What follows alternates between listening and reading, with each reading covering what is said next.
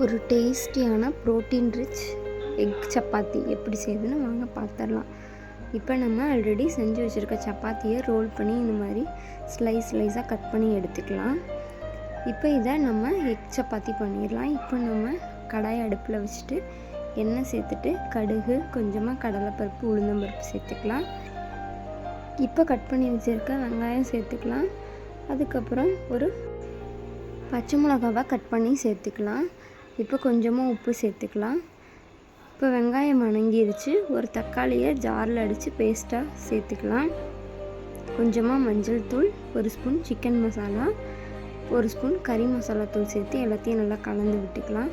இப்போ இது கொதி வரும்போது 2 முட்டையை எடுத்து நம்ம உடச்சி இது கூட ஊற்றிக்கலாம். இப்போ இதை நல்லா கலந்து விட்டுக்கலாம்.